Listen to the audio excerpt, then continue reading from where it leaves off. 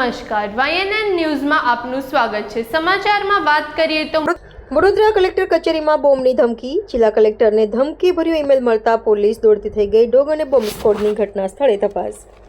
ગુજરાતમાં અવારનવાર airport, mall સહિતની જગ્યાઓને બોમ્બથી ઉડાવી દેવાની ધમકીભર્યા ઈમેલ મળવાની ઘટનાઓ સામે આવી રહી છે। ત્યારે આજે 11 એપ્રિલ રાજકોટ અને પાટણ બાદ વડોદરા જિલ્લા કલેક્ટર કચેરીને ઈમેલ થકી બોમ્બથી ઉડાવી દેવાની ધમકી મળી હતી, જેમાં બપોરે 3 વાગ્યા સુધી કલેક્ટર કચેરીમાં બ્લાસ્ટ થવાની શક્યતા દર્શાવવામાં આવી હતી, જેને લઈને બંને કલેક્ટર કચેરી પોલીસ કાફલો ખડકી દેવામાં આવ્યો હતો। આ ઉપરાંત crime branch, SOG, dog squad અને બોમ્બ સ્કોડ પણ ઘટના સ્થળ પર પહોંચી ગઈ છે અને તપાસ કરી રહી છે। દરમિયાન લાંબી તપાસ બાદ કંઈ હાથ ન લાગતા પોલીસે અને કલેક્ટર તંત્રે રાહતનો શ્વાસ લીધો હતો।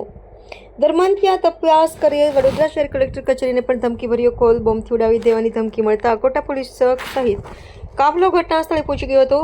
બોમ્બ સ્કોડ, ડોગ સ્કોડ ઘટના સ્થળે પહોંચી સર્ચ હાથ ધર્યું હતું। SOG અને DCB સહિતની સુરક્ષા એજન્સીઓએ તપાસ હાથ ધરી કલેક્ટર કચેરીને મળેલ ઈમેલ 3 વાગ્યાની આસપાસ મળ્યો હતો।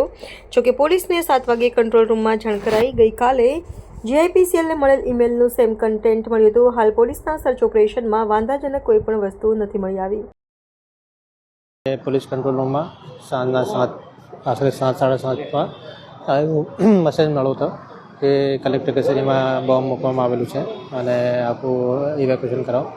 તો અમે તકેદારીના ભાગરૂપે તરત અમારા bomb squad, dog squad, DCB, SOG, crime branch, local પોલીસની બધી ટીમો અહીંયા આવીને વિગતવાર ખૂબ જ ડિટેલમાં અહીંયા સઘન ચેકિંગ કરવામાં આવેલી હતી અને અત્યાર સુધી કોઈ પણ વાંધાજનક એ વસ્તુ મળી નથી અહીંયા પર।